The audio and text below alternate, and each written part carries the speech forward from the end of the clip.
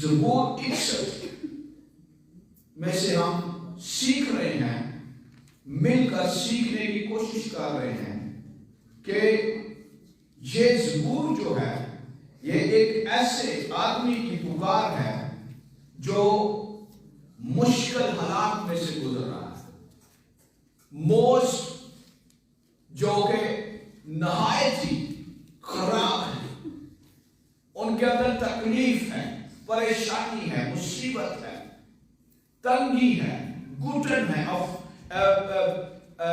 Press کر رہے ہیں، حالات دبا رہے ہیں، ذہنی دباؤ ہے، ایک جنگ لگی ہوئی ہے، اور اس جنگ میں سے یہ جو لکھانی ہے اس زبور کا وہ گزر رہا ہے۔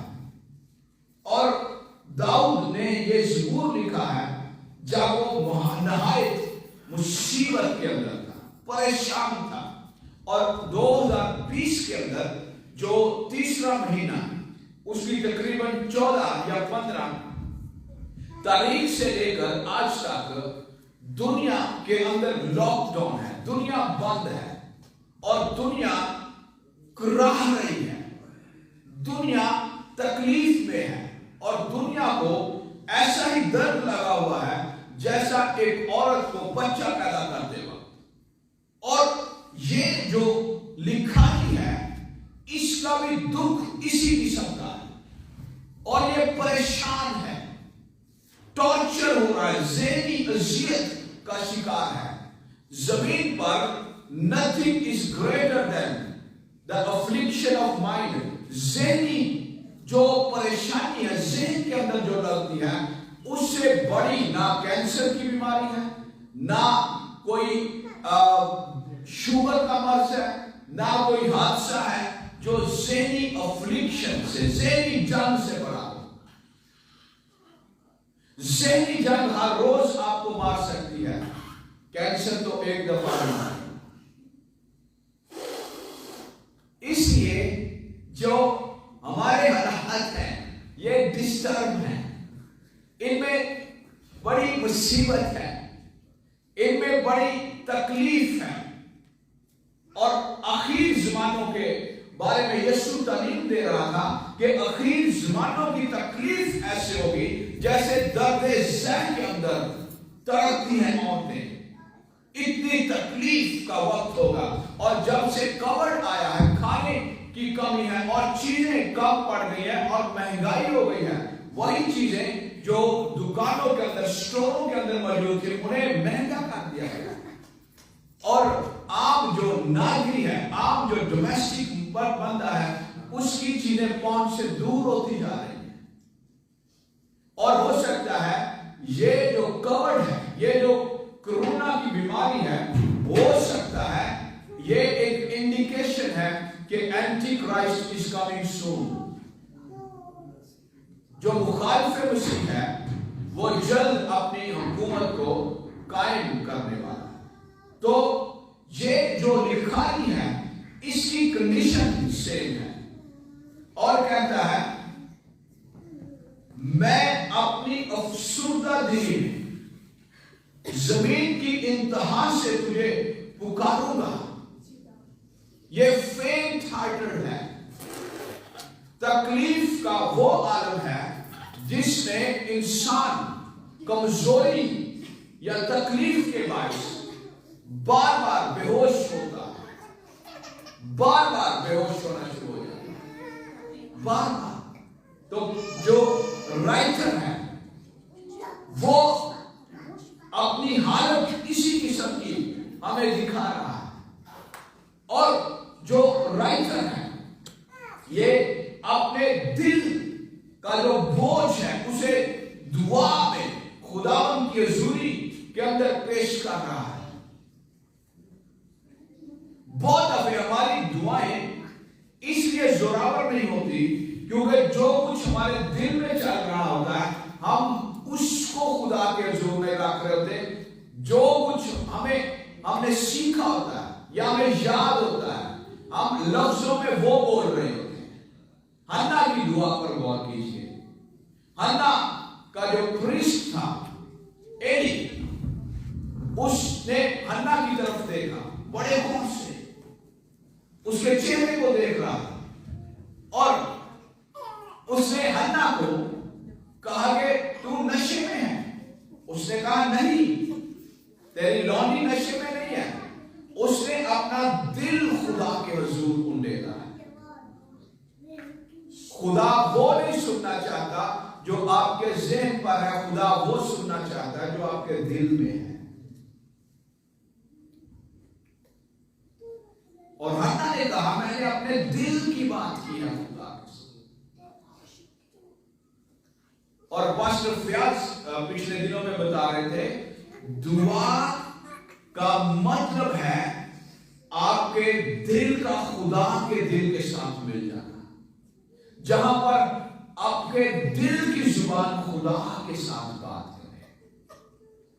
तो इसलिए ये जो राइटर है ये दयानतदार है, ये पूरी ईमानदारी से अपने खुदा के साथ दुआ में मुखातिब है और उससे बोल रहा है, वही बोल रहा है जिसमें से वो गुजर रहा है और कह रहा है मुसीबतों ने मुझे घेर लिया है, परेशानियों ने मुझे घेर लिया है, तकलीफों ने मुझे घेर लिया है, तंगदस्तियों ने मुझे घेर लिया है, तू कहां पर है मेरा दिल।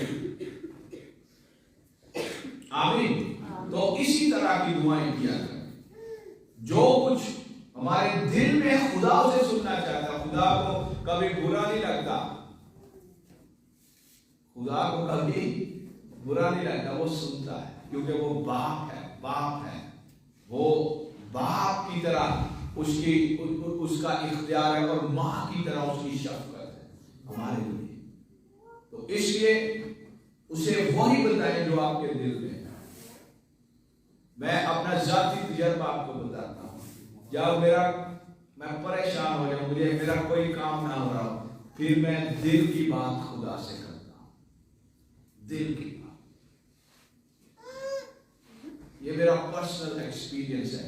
और जब मैं अपने दिल की बात खुदा से करता हूं, उसके बाद मेरा बोझ कम हो जाता है, मैं फ्रीडम, आजादी महसूस करता। तो इसलिए ये जो राइटर है ये बड़ा ही ध्यानदार है, ये झिझकता नहीं, वो बोल रहा है अपने बाप के साथ जो उसकी सुनने के लिए तैयार है। आमीन। तो हमने देखा है कि फिर ये जो राइटर है ये कहता है मुझे ऊंची चट्टान के पास ले चल। फिर कहता है तू मेरी पनाह रहा है। बाज़ दफा हमारी जो स्ट्रेंथ होती है वो माजी की फतवात में होती है कि हम उसको याद करें। खुदा ने कहा जब ये मिस्र से निकले तो खुदा ने कहा जब तेरे बच्चे पैदा हों, जब तू नाना दादा बन जाए, परदादा बन जाए, परनानी परनाना बन जाए, तो तू अपने बच्चों को ये बातें सिखाना और इन बातों का जिक्र किया करना कि मिस्र में हम गुलाम थे, यहोवा ने मुदाखलत की, समंदर को दो हिस्से किया, बियाबान के अंदर हमारी परवरिश की और अपने कौल को जो नेक कौल है उसका कलाम में, उसके कलाम के बारे में लिखा कि उसका कलाम उसका नेक कौल है, उसने उसको पूरा किया। जब मौजज़ा ना हो रहा हो, जो मौजज़े खुदा ने आपको मासी के अंदर दिए हैं उनको याद करके फख्र किया करें, शुक्र किया करें कि खुदावंद तूने मेरे मासी के अंदर ये काम किया है, मैं तेरा शुक्र करता हूं। तो जो राइटर है वो मासी को भी याद कर रहा है और कहता है इससे मैं दुश्मन से बचा लिया जाऊंगा। बात का दुश्मन आपकी सोच पर अटैक कर सकता है कि आपके मौजूदा हालात के अंदर कुछ नहीं हो रहा। आप अगर माजी को याद कराएंगे डेविल को कि डेविल याद कर जब बहरे कुलज़म पर मैं था, समंदर था, पीछे भी मौत आगे भी मौत, याद कर جب موسیٰ کی لاٹھی نے سمندر کو دو حصے کر دیا اور ہم اس میں سے پار نکلے. اس کو کبھی کبھی بات بتایا کریں جتنا زور تو زیادہ لگائے گا میرے خلاف اتنی بڑی معجزاتی قدرت خدا اپنی ظاہر کرے گا میرے خلاف. آمین. اور جو بات ہے پھر وہ کہتا ہے میں ہمیشہ تیرے خیمے میں رہوں گا. آمین. خیمے میں. کس میں؟ خیمے میں. کس میں رہنا ہے اس نے؟ خیمے کے اندر رہوں گا. ٹینٹ کے اندر. ٹیبرنیکل. اور جو داؤد بات کر رہا ہے ایکچولی اس کی جو مراد ہے وہ ٹیمپل ہے جو خیمہ بنایا ہوا تھا جس میں عہد کا صندوق رکھا ہوا تھا. خیمے کے 3 حصے تھے. صحن، پاک مکان اور پاک ترین مکان. باہر قربانیاں ہوتی ہیں، حوض ہے جس میں کاہن غسل کرتے ہیں، اپنے آپ کو صاف کرتے ہیں. اس کے بعد قربانی آگے جاتی ہے. پھر ہر روز ایک کاہن دعا کے لیے حاضر ہوتا ہے، بخور جلاتا ہے اور اس کے لیے ایک سائڈ پر روٹی بھی پڑی ہوتی ہے. ایک شمعدان ہے، روٹی بھی کھا سکتا ہے. شمعدان کے اندر آگ جلتی رہتی تھی اور بخور جلاتے تھے. جب بخور جلاتے تھے تو جو دھواں اس کی آنکھوں کے اندر جاتا تھا وہ آنسو بہاتے تھے خداوند کی ہیکل کے اندر جا کر اور دعائیں کرتے تھے اپنے لیے، اپنی قوم کے لیے، اپنی سلامتی کے لیے. آپ کو زکریا کا واقعہ یاد ہوگا. زکریا کو دیر لگی، باہر لوگ انتظار کر رہے ہیں اور زکریا کی باری تھی بخور جلانے کی، دعا کرنے کی. تو جو داؤد ہے وہ کہہ رہا ہے میں کہاں پر؟ اس کے خیمے میں رہوں گا. اس کا خیمہ اس کی حضوری کی ایک پکچر ہے، نمائندگی کرتا ہے. اس لیے خود بھی اور اپنے بچوں کو اس کی حضوری میں رہنا سیکھا. ایک کہانی ایک دفعہ میں نے سنی. ایک بڑی بزرگ عورت تھی اور اس نے اپنی جوانی سے لے کر اپنے بڑھاپے تک بہت دعائیں کی، بہت دعائیں کی. اور ایسے کہہ سکتے ہیں کہ اس نے اپنی جوانی اپنی دعاؤں کی نظر کر رکھی تھی اور بڑھاپے تک she prayed. اس نے دعا کی. اور یہ سچا واقعہ ہے. امریکہ کی یہ خاتون ہے جس کی میں بات کر رہا ہوں. اس نے بہت دعائیں کی، بڑی دعائیں کی. اور ایک دعا اس کی کامن تھی اور وہ یہ تھی کہ خداوند جو بچے ابھی میرے خاندان میں پیدا بھی نہیں ہوئے وہ روح القدس سے بھر جائیں. ان کے لیے روح القدس کی برکت نازل ہو. جب وہ پیدا ہوں ان پر روح کا مسا، روح کا فلو، روح کی حضوری ہو اور وہ روح کی لپیٹ میں رہیں. اور اس کی تاریخ یہ کہتی ہے، ہسٹری یہ کہتی ہے کہ جتنے بھی بچے آج تک ان کے خاندان میں پیدا ہوئے انہوں نے روح کی حضوری کا تجربہ کیا. تو یہ جو رائٹر ہے یہ خیمے میں رہنا چاہتا ہے، اس کی پریزنس کے اندر، اس کی حضوری کے اندر. یاد رکھیں اس کی حضوری کے علاوہ کوئی چیز ہمیں آسودگی نہیں بخش سکتی. لوگ خودکشیاں کر لیتے ہیں پیسہ ہونے کے باوجود. لوگ ڈپریشن میں چلے جاتے ہیں. اتنی اچھی اچھی گاڑیاں ہوتی ہیں، بینک بیلنس ہوتا ہے، بڑے بنگلے ہوتے ہیں، بنگلوز ہوتے ہیں ان کے پاس، اور ولاس بنگلوز ہوتے ہیں بڑے بڑے. ان کے پاس ادھر جاتے ہیں گاؤں میں ان کے پاس کیا ہوتا ہے؟ ڈیرے ہوتے ہیں بڑے بڑے، اور سوئمنگ پول ہوتے ہیں ہر قسم کی ان کے پاس سہولتیں ہوتی ہیں. still they kill themselves. why؟ پھر بھی وہ اپنے آپ کو مار دیتے ہیں. کیوں؟ they lack one thing. وہ ایک چیز کی کمی ان کی زندگی کے اندر ہوتی ہے اور وہ خدا کی حضوری ہے. تو جو رائٹر ہے وہ کہتا ہے مجھے خیمے میں رہنا ہے. کہاں پر رہنا ہے؟ خیمے کے اندر. I want to live into the tent of God. 2021 کے اندر یہ عزم کریں کہ ہم ٹینٹ میں رہیں، ہم اس کی حضوری کے اندر رہیں. اور خیمے میں سے برکتیں نکلتی ہیں. ٹینٹ میں سے پہلی برکت یہ نکلتی ہے کہ ٹینٹ ہمیں ایماندار اور عاجز بنا دیتا ہے. جتنے زیادہ ہم حضوری کے اندر رہیں گے، اس کی حضوری اتنا زیادہ ہمیں وفادار اور عاجز بنائیں گے. وفادار اور عاجز لوگ اس کے قابل ہوتے ہیں. وفادار اور عاجز لوگ اس کی حضوری ان کو پسند کرتی ہے. اس لیے عاجز ہونا اور وفادار ہونا اپنے سب سے پہلے اپنے خدا کے ساتھ، پھر اپنی فیملی اور اپنے چرچ کے ساتھ، اپنے لیڈرشپ کے ساتھ، اپنے کام پر، اپنے کام والوں کے ساتھ آپ وفادار رہیں، ہمبل رہیں، پیور رہیں، کام کریں. تو دوسری جو برکت ہے ٹینٹ میں سے نکلتی وہ یہ ہے کہ یہ ہمارے اندر خدا کی حضوری کی طلب پیدا کر دیتی ہے، ہنگر پیدا کر دیتی ہے. ہمارے اندر بھوک ہوتی ہے، تھرسٹ ہوتی ہے، ہم بھوکے اور پیاسے ہوتے ہیں. اور اس کی حضوری کے اندر جب ہم بھوک اور پیاس رکھتے ہیں تو یسوع نے کہا مبارک وہ ہے جو راست بازی کے بھوکے اور پیاسے ہیں، کیونکہ وہ آسودہ ہوں گے، سیٹسفائی ہوں گے. میرا پیالہ لبریز ہوتا ہے. میرا پیالہ کیا ہوتا ہے؟ لبریز ہوتا ہے. جب ہم راست بازی کے بھوکے اور پیاسے ہوں گے، روح القدس اپنی حضوری انڈیلے گا. اس کا تیل، اس کا مزہ، اس کی برکتیں جب وہ انڈیلے گا تو پھر ہمارے اندر سے بہیں گی. ہمارا پیالہ کیا ہو جائے گا؟ لبریز ہوگا، اس میں سے نکلے گی. اور پھر آپ کسی سے کلام نہ کریں، کسی کو ملے نہ. آپ کا ذکر اس طریقے سے ہوگا کہ وہ بابرکت شخص ہے، کیونکہ آپ اوور فلو کر گئے ہیں. آپ کیا کر گئے؟ اوور فلو کر گئے، لبریز ہو گیا، اب آپ میں سے گر رہا ہے.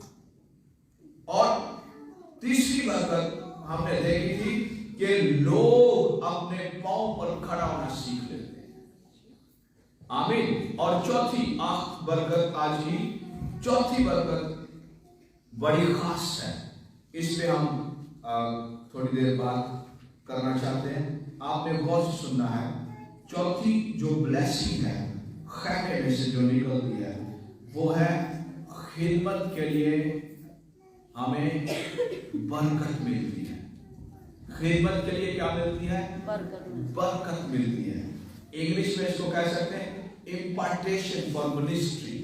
امپارٹ کا مطلب ہے دینا، فری دینا. اس کو بخشش کہہ سکتے ہیں. بخشش دینا، فری دینا. اگر میرے پاس 10 ہے، آپ کو میں نے 5 دے دیے ہیں، قرض نہیں دیا، ویسے دے دیے ہیں. یہ میں نے کیا آپ کو دیا ہے؟ بخشش دیا ہے. یہ گفٹ میں نے آپ کو دیا ہے. تو جب ہم خیمے میں رہنا سیکھ لیتے ہیں تو خیمے میں سے خدا آپ کو اس لائق بنائے گا کہ آپ کے وسیلہ سے ان لوگوں کو بلیس کرے. خدا انہیں کیا کرے؟ بلیس کرے. اور یہی بات مقدس پال نے کہی اپنے رومیو کے خط کے اندر. غور سے سننا ہے. جب وہ روم کے چرچ کو خط لکھ رہا تھا پہلے باب کی 11ویں آیت کے اندر، بلکہ میں اس کو 10ویں آیت سے پڑھوں گا، لیکن جو 11ویں آیت ہے یہ مین ٹیکسٹ ہے. اور اپنی دعاؤں میں ہمیشہ یہ درخواست کرتا ہوں کہ اب آخرکار خداوند کی مرضی سے مجھے تمہارے پاس آنے میں کسی طرح کامیابی ہو، کیونکہ میں تمہاری ملاقات کا مشتاق ہوں. لفظ مشتاق کا مطلب ہو سکتا ہے میرے اندر تڑپ ہے، اور ایسی تڑپ جس میں محبت، فضل اور مرضی شامل ہو، جس میں کوئی اپنا فائدہ نہ ہو شامل، بلکہ اس میں محبت ہو خدا کی، اور فضل اور اس کا ترس، اور پال کہتا ہے میں تمہاری ملاقات کا مشتاق ہوں تاکہ تم کو کوئی روحانی نعمت دوں جس سے تم مضبوط ہو جاؤ۔ آمین آمین آمین۔ یہ آدمی جو ہے روم کے چرچ سے ملنا چاہتا ہے اور روم کے چرچ کو ملنے کا موٹیو ہے اس کے پاس۔ ایک موٹیو ہے جیسے ہم اپنے رشتہ داروں کو ملنے کے لیے جاتے ہیں، پیچھے آپ کے پاس کوئی ٹارگٹ ہوتا ہے، بچہ ضد کر رہا ہے نانا کے پاس جانا، نانی کے پاس جانا، بچہ ضد کر رہا ہے خالہ کے پاس جانا ہے، خالو کے پاس جانا ہے، تو بچہ اصل میں ان سے مل کر ان کی جو فیلوشپ ہوتی ہے اس سے وہ خوش ہوتا ہے، اسے خوشی ملتی ہے، اسے وہ اپنے آپ کو محفوظ سیکیور محسوس کرتا ہے۔ اور خوشی اور سیکیورٹی جب بچے کو ملتی ہے کسی جگہ سے، وہ بار بار وہاں پر جانا چاہتا ہے، بار بار وہاں پر جانا چاہتا ہے۔ اور پال کہہ رہا ہے کہ میں تمہاری ملاقات کا کیا ہوں؟ مشتاق ہوں، اور اس میں میرا اپنا کوئی فائدہ شامل نہیں ہے، اس میں مسیح کی محبت شامل ہے، اس کا فضل شامل ہے، اور تیسری بات اس کے اندر رحم ہے مسیح کا شامل۔ اور کہتا ہے تاکہ میں تمہیں کوئی روحانی نعمت دوں جس سے تم کیا ہو جاؤ؟ مضبوط ہو جاؤ۔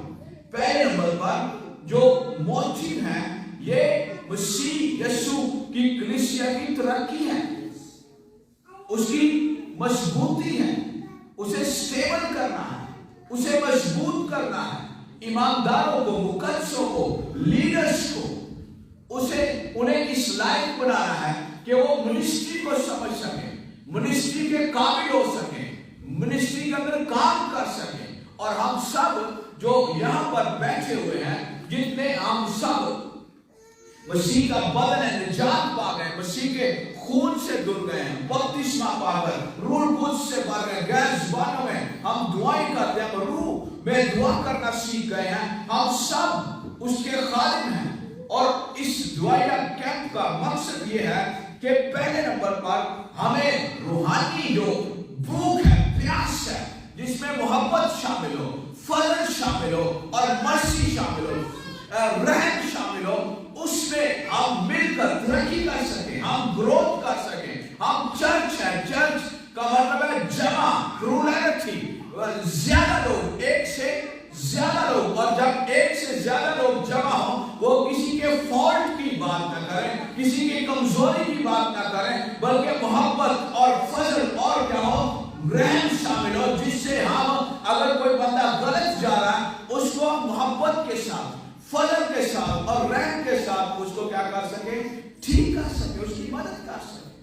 اور پال چرچ کو کہہ رہا ہے کیونکہ اس چرچ کے اندر بڑے مسائل تھے، اور پال نے یہ ڈیزائر شو کی، میں روحانی نعمت تمہیں دینا چاہتا ہوں، روحانی نعمت سے تمہیں میں مضبوط کرنا چاہتا ہوں۔ روحانی نعمت، پہلا لفظ ہے روحانی نعمت، روحانی نعمت، اسپرچول گفٹ، انگلش کے اندر ہے اسپرچول گفٹ،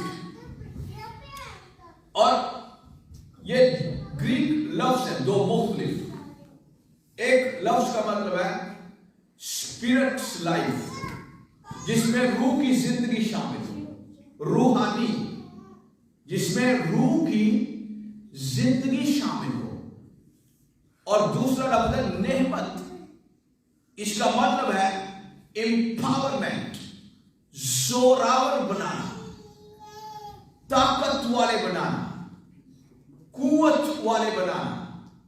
پھر اس کا مطلب یہ ہوا روحانی نعمتیں بخشنے کا مقصد یہ ہوتا ہے کہ ہم روح میں مضبوط ہوں، اور اس کا مطلب ہے، گفٹ کا مطلب ہے گریس، فضل کا اظہار۔ جب روح القدس نازل ہوتا ہے اس کی برکتیں آتی ہیں، پھر فضل کا اظہار ہوتا ہے، اور جب فضل کا اظہار ہوتا ہے تو لوگ مضبوط ہوتے ہیں، لوگ کیا ہوتے ہیں؟ مضبوط ہوتے ہیں۔ آمین۔ اور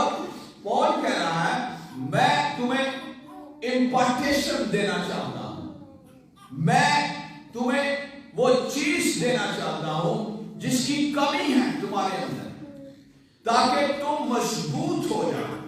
ایک جنم کا لنگڑا تھا جو ہیکل کے دروازے پر بیٹھتا تھا، ایک جنم کا لنگڑا تھا جو لسترا کے اندر تھا، جنم کے لنگڑے تھے جو یسوع مسیح کے دور میں تھے، اور جنم کے جو لنگڑے تھے ان تک مسیح پہنچا، اس کے شاگرد پہنچے، اور جو جنم کے لنگڑے ہیں خاص کر کے وہ اپنے ٹخنوں میں کمزور ہوتے ہیں، ٹخنے ان کے گٹے گٹے ٹخنے ان کے کمزور ہوتے ہیں، جس کی باعث وہ چل پھر نہیں سکتے۔ تو جب ان کو پترس اور یوحنا نے اس جنم کے لنگڑے کو دیکھا، اس پر نظر کی، وہ بھیک مانگ رہا تھا۔ وہ کیا کر رہا تھا؟ بھیک مانگ رہا تھا۔ یاد رکھیں، لوگوں سے مدد مانگنے کی بجائے ان سے آئیڈیاز مانگیں، ان سے پیسہ مانگنے کی بجائے ان سے عقل مانگیں کہ عقل کیسے بڑھتی ہے، فہم کیسے بڑھتا ہے۔ ہم عقل اور جو فہم ہے اس سے گھر تعمیر ہوتا ہے۔ مثال کی کتاب کے اندر لکھا، آپ کو کوئی 5,000 دے دے، 10,000 دے دے، وہ ختم ہو جائے گا۔ جو عقل اور جو فہم آپ کو مل جائے گا، آپ کریٹیو بن جائیں گے۔ آمین۔ تو اس نے بھی پیسے مانگنے چاہے، اس دفعہ انہوں نے کہا ہم پیسے نہیں تجھے دیں گے، اس دفعہ ہم تجھے کچھ اور دیں گے، ہم تجھے فنکشنل بنائیں گے۔ جو مانگتے ہوتے ہیں دعا کے اندر، بعض اوقات صرف ہم مانگ رہے ہوتے ہیں، ہم مانگتے بنے ہوتے ہیں۔ مانگنا بری بات نہیں، بعض اوقات کچھ دفعہ ہماری دعائیں صرف منگتوں والی ہوتی ہیں، بیگرز۔ خدا کے ہم بچے ہیں، ہم بیگر نہیں ہیں۔ بچہ باپ کے جتنے بھی وسائل ہوتے ہیں ان کا قانونی وارث ہوتا ہے۔ آسمان کے اندر جتنا کچھ بھی ہے اس کے ہم قانونی وارث ہیں۔ ہم اس کے کون سے وارث ہیں؟ قانونی وارث۔ ہمارے پاس لیگل رائٹ ہے، اور وہ لیگل رائٹ یسوع مسیح کی صلیب کی نجات ہے۔ اس لیے جب بھی دعا کریں اپنی اتھارٹی کے ساتھ دعا کریں، پوری ہمبلنس کے، پوری وزڈم کے ساتھ دعا کریں، اور اوپر سے جو مدد آتی ہے وہ کبھی یہ جتاتی نہیں ہے کہ میں نے تجھے یہ بنایا ہے۔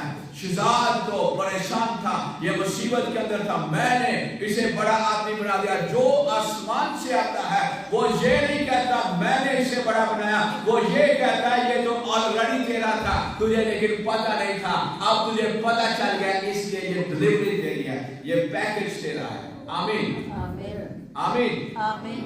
مختصر بات کرنا یہ چاہتا ہوں کہ آج جب اس کو شفا دی گئی، کلام کے اندر لکھا ہے اس کے ٹخنے مضبوط ہو گئے۔ کیا ہو گئے؟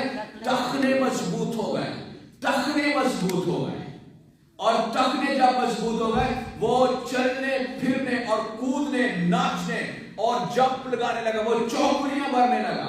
پچھلے دنوں کے اندر میں ایک گائے کا بچہ دیکھ رہا تھا، نہیں سوری بکری کا بچہ، وہ چھوٹا تھا، بڑا پیارا، وہ اچھل رہا تھا اپنی چاروں ٹانگوں کو وہ اوپر ہوا میں لے جا کر، بڑا خوش، کبھی ایسے کبھی ایسے۔ تو مجھے بات کلام کی یاد آ گئی کہ تم چوکڑیاں بھرو گے، تمہاری خوشی اتنی زیادہ ہوگی کہ تم کیا بھرو گے؟ چوکڑیاں بھرو گے۔ چوکڑی سے مراد اس کی چاروں ٹانگیں جب اوپر جاتی ہیں وہ اس کی چوکڑی ہوتی ہے، وہ جب لگاتا ہے۔ تو کلام کے اندر ہمیں یہ وعدہ دیا گیا ہے، اور یہاں پہ جو لفظ مضبوط ہے اس کا مطلب ہے جب میں تمہیں روحانی نعمت دوں گا تم فنکشنل ہو جاؤ گے، تم کام کرو گے، تم اس لائق بن جاؤ گے کہ تم کیا کر سکو؟ کام کر سکو، بہتر کر سکو، وہ کر سکو جو خدا تمہیں دینا چاہتا ہے۔ اور یہاں پہ جو لفظ مضبوط ہے اس کا مطلب ہے